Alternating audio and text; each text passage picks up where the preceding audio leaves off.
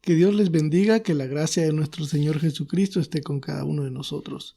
Sean bienvenidos a la continuación de esta serie que hemos empezado a compartir acerca de la angustia en la vida del cristiano. Angustia, aflicción, incluso también depresión.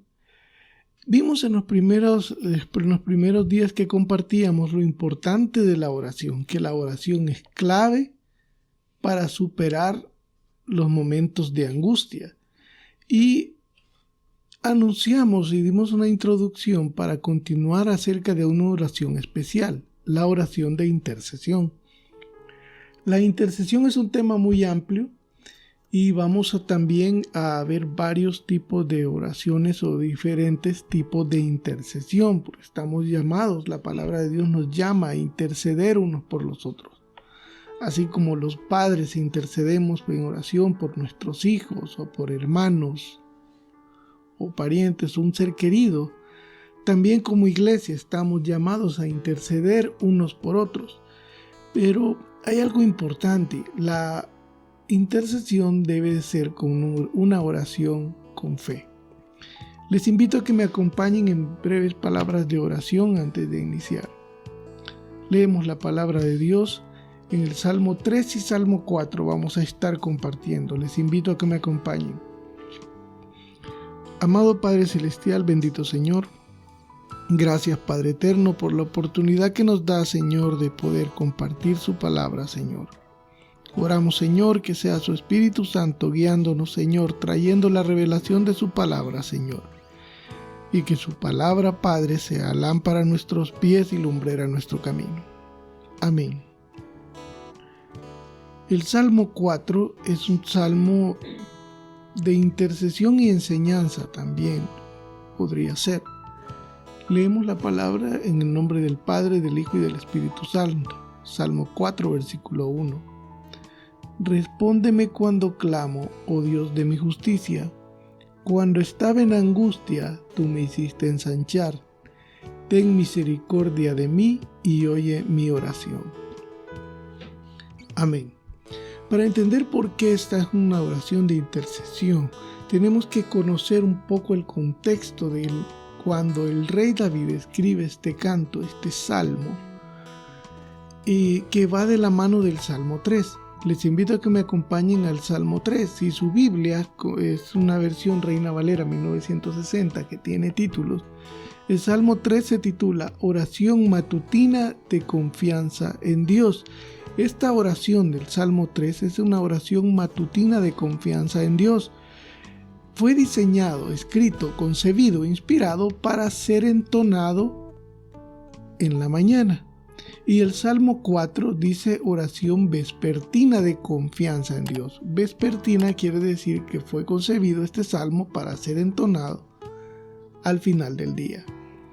Entonces vemos acá cantos muy preciosos que evocan confianza en el Señor.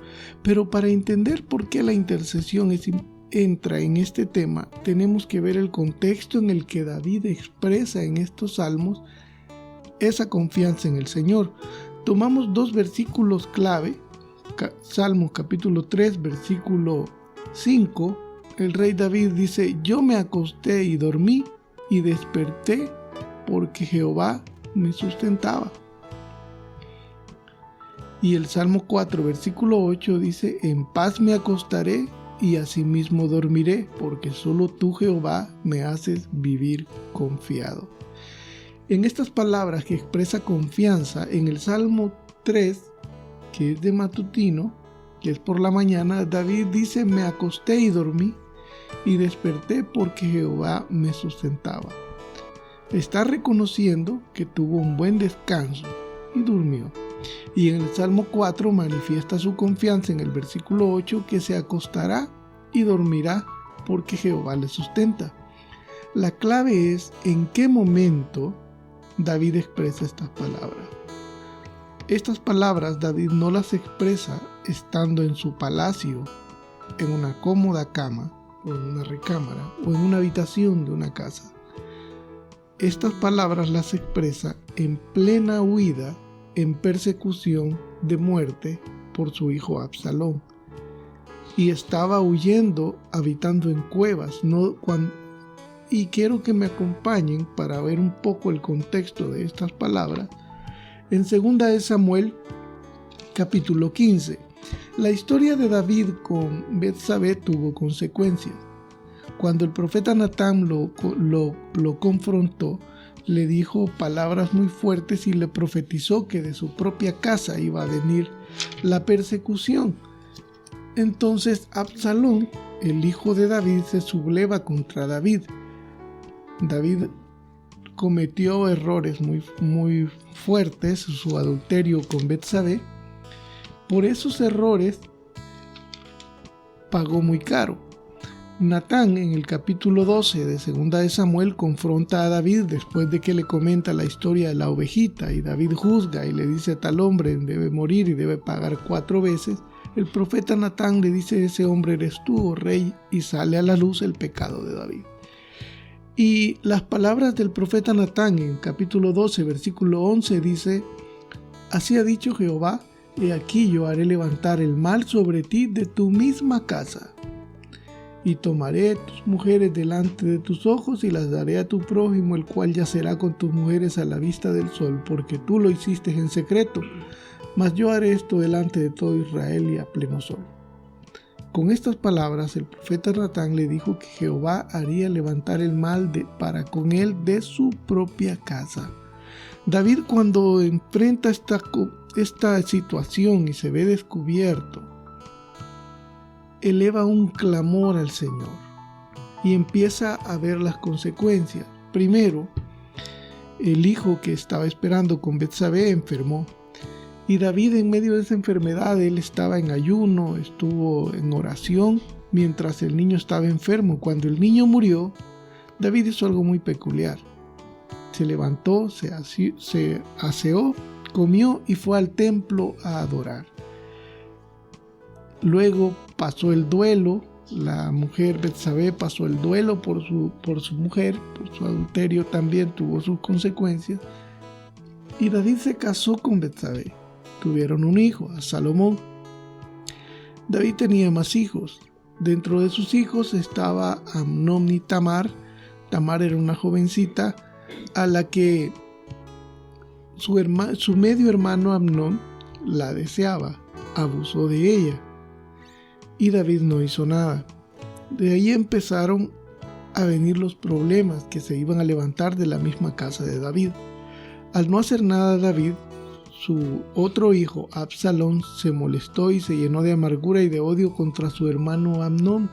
Le tendió una trampa y mató a su propio hermano. Y después, al hacer esto, huyó por 4 años aproximadamente de David. Y David sufrió mucho por la violación de su hija, la muerte de su hijo y que su hijo Absalón huyera. Pasaron los años y luego Absalón regresa, pero se subleva y se levanta contra David. En medio de esa situación, ya habían pasado alrededor de 7 u 8 años, Absalón se rebela contra David y David sale huyendo de su hijo después de todo este tiempo. Cuando Absalón se levanta apoyado de mucho pueblo, vemos en 2 de Samuel capítulo 15 versículo 30, dice: y David subió la cueva de los olivos y la subió llorando, llevando la cabeza cubierta y los pies descalzos. También todo el pueblo que tenía consigo cubrió cada uno su cabeza e iban llorando mientras subían. Hagámonos esa figura de esa escena. El rey David, huyendo de su hijo, se va de noche del palacio descalzo. Y hay mucha gente que está con David que no apoyan la rebelión, la revuelta de Absalón, que aman al rey David, lo apoyan y se van con él y van llorando con él. No solo David, sino también el pueblo que lo acompaña iba sufriendo, huyendo de su hogar de Absalón. Y en esa huida todo ese pueblo que acompañaba a David estaba sufriendo por él y con él. Y en medio de esa situación, de que David más adelante continúa huyendo de su hijo, y mucho pueblo que lo creía en él y lo acompañaba y lo amaban, sufría también esta persecución. En medio de esa persecución, David escribe estas palabras de confianza en el Señor en el Salmo 3 y Salmo 4. En paz me acostaré y asimismo dormiré, porque solo tú, Jehová, me sustentaba. Y yo me acosté y dormí y desperté porque Jehová me sustentaba. ¿Por qué David, en medio de esa situación familiar, política y espiritual tan fuerte, podía expresar estas palabras de confianza en el Señor? Como les comentaba, si su Biblia es la Reina Valera 1960 y tiene títulos, el Salmo 3 dice: oración matutina de confianza en Dios, Salmo de David cuando huía de delante de Absalón su hijo.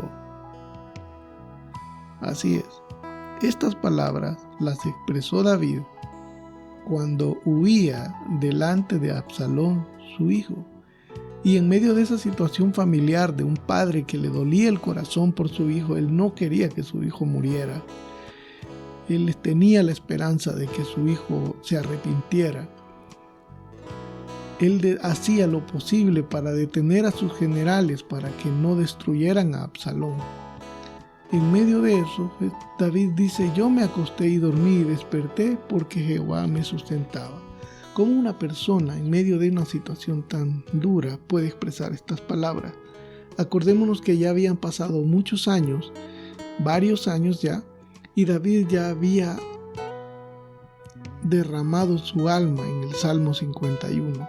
Si usted lee el Salmo 51, va a ver que son las palabras de David que expresó cuando fue confrontado por el profeta Natán. En ese momento de amargura, David se arrepintió de corazón al Señor, derramó su alma, y él había llegado a pasar a un nivel que podía ver más allá de la revuelta política de su hijo o el conflicto familiar, sino que podía ver la batalla espiritual que estaba confrontando. Y esta persona que ya había hecho las paces con Dios estaba con paz en su corazón. Y porque tenía paz en su corazón y la confianza en el Señor, podía expresar estas palabras en medio de una crisis tan fuerte: me acosté y dormí, y en paz me acostaré. Entonces, en este contexto, vemos que el rey David no estaba solo en esta persecución. Le acompañaban muchas personas que estaban sufriendo con él y por él. Y él veía el sufrimiento de ese pueblo, un pueblo que lo había acompañado en esa huida y que estaban llorando también, y que veían la revuelta de Absalón y veían a su rey huyendo del palacio. Y en medio de esa situación, David tuvo compasión de estas personas que lo acompañaban y expresa estas palabras de oración. Teniendo todo ese panorama en contexto, entendemos mejor por qué va enfocada en una intercesión la oración del Salmo 4. Dice: respóndeme cuando clamo, oh Dios de mi justicia, cuando estaba en angustia, tú me hiciste ensanchar. Ten misericordia de mí y oye mi oración. Cuando estaba en angustia, David ya había pasado la angustia y había podido superarla a través de la oración y abrir su corazón, arrepentirse y dejarse guiar por el Espíritu Santo. Cuando intercedemos con por alguien, cuando nos presentamos a interceder, no intercedemos porque somos perfectos. No intercedemos porque somos dignos de hacerlo. La oración de intercesión es de alguien que ha reconocido su necesidad y tiene confianza y tiene fe en el Señor porque ha podido superar una situación. No estoy diciendo de que para interceder por alguien tenemos que haber pasado por lo mismo que esa persona está pasando, no. Pero sí tenemos que tener confianza en que el Señor tiene la respuesta. Y esa es la clave. En el versículo 12, el Salmo 4, siempre dice David: hijos de los hombres, ¿hasta cuándo volveréis mi honra en infamia? Amaréis la vanidad y buscaréis la mentira. Hablando de los que apoyaban a Absalón o de los que buscaban venganza. Sabed pues que Jehová ha escogido al piadoso para sí. Jehová oirá cuando yo a él clamare. Y el rey David compone este canto en el Salmo 4 para inspirar confianza en aquellos que están sufriendo con él y por él. Y en el versículo 4 y 5 nos ofrece algunos consejos que tomar en cuenta para salir adelante en medio de la crisis. Les comentaba que la oración de intercesión es un tema muy amplio y vamos a empezar con que el intercesor tiene la confianza en el Señor plena de que el Señor tiene la respuesta. No es mi oración, no es lo que yo pueda hacer o creer. Es el Señor quien tiene la respuesta. ¿Y cómo superar, tener paz en medio de la tormenta? ¿Cómo llegar en medio de una situación tan dura como la que estaba viviendo este pueblo a decir: en paz me acostaré y asimismo dormiré? ¿Cómo puede una persona en medio de esa situación conciliar el sueño en tranquilidad? Y el rey David nos da algunos consejos en el versículo 4. Temblad es el primero. Temblad es tener temor de Dios. Cuando dice temblad es temer, pero de tal forma que seamos intimidados, angustiados por ese temor de Dios, pero un temor de Dios que no es un miedo, sino tener temor de Dios. Temblad, y el siguiente consejo es no pecar. Temblad y no pequéis. Cuando atravesamos una situación muy dura, si no tenemos temor de Dios, podemos hundirnos más cayendo en el pecado. Y eso es algo muy importante. Los consejos que da el rey David en estos versículos son consejos que llevan una secuencia, uno después del otro. No puede obviar uno o hacer uno antes que el otro. Lo primero es temor de Dios. Segundo, no pecar. A esas personas que estaban con David huyendo, que tal vez ya estaban resentidos, con odio contra Absalón, les aconseja tener temor de Dios y no pecar, no levantar su mano.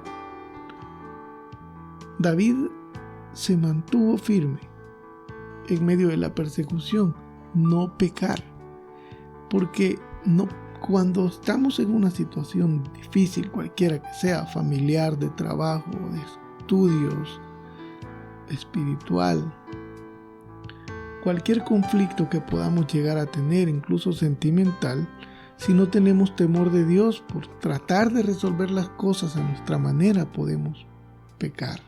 Entonces, primero, temblad, y luego no pecar. El siguiente consejo: meditad en vuestro corazón estando en vuestra cama. Meditad en vuestro corazón estando en vuestra cama. Meditar, por supuesto, en la palabra de Dios. Meditar en la palabra de Dios estando en vuestra cama, en la intimidad. Reflexionar, repasando los puntos: temor de Dios, no pecar, reflexionar en la palabra de Dios. Y luego continúa el versículo 4: y callad. Callar nos implica a que demos la oportunidad al Espíritu Santo de que nos hable, nos muestre, que Dios nos hable. Porque la oración, a veces nos disponemos a pedir tanto y a hablar tanto que no prestamos oído a la respuesta de Dios. Ese es un punto. El otro punto con el que podemos interpretar callar es no hacer nada. cuando meditamos, callamos, no hacemos nada, le estamos dejando nuestra confianza al Señor y esperamos que Él actúe. El siguiente consejo en el versículo 5, ofrecer sacrificios de justicia. Un sacrificio de justicia, eso es algo bien interesante. ¿Qué es un sacrificio de justicia? La oración en el capítulo 4 inicia: respóndeme cuando clamo, oh Dios, de mi justicia. Es la justicia de Dios, lo que Dios determina que es justo y lo que no es justo, lo que Él determina según su voluntad, según su santidad y según su palabra. No es de acuerdo a mi justicia, lo que yo creo que es justo, lo que yo creo que tiene que hacerse, es lo que Él determina que es justo. Por eso dice ofrecer sacrificios de justicia. Eso significa estar dispuestos a aceptar la voluntad de Dios, aunque no nos convenga del todo, aunque nos duela, aunque esa justicia manifestada de Dios no sea lo que nosotros estábamos esperando, pero es lo que a Él ha determinado en su justicia hacer y estamos dispuestos a aceptarlo. Eso es un sacrificio de justicia. Y el último punto, y confiad en Jehová. Confiad en Jehová. Y estos pasos son los que le permiten al rey David poder tener paz en medio de la tormenta y expresar estos versículos tan preciosos de confianza en el Señor. Y vean que el versículo 1 le pide al Señor que le responde cuando clamo y reconoce también cuando estaba en angustia, tú me hiciste ensanchar. Está recordando en su oración que el Señor le ha respondido y ahora clama y le expresa estos consejos al pueblo de Dios para poder tener paz en medio de la tormenta. Por eso es que pienso, mejor dicho, que esta oración es una oración del rey David intercediendo para que su pueblo que está sufriendo con él y en él pueda tener paz en medio de la tormenta. Y la confianza en el Señor es clave.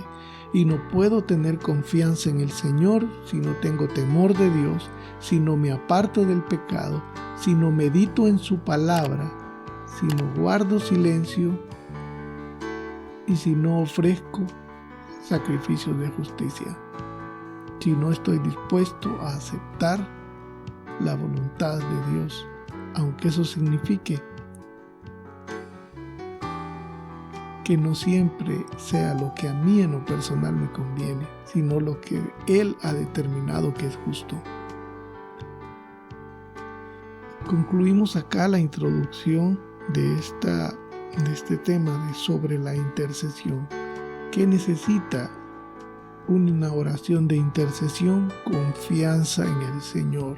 Y esa confianza no es porque no ha pasado nada, es porque ya se ha atravesado una tormenta y hemos salido victoriosos. Y esa tormenta solo se puede atravesar con confianza en el Señor. Les invito a que nos acompañen la próxima semana en la continuidad de este precioso tema. Que la gracia de nuestro Señor Jesucristo esté con cada uno de nosotros. Que Dios les bendiga.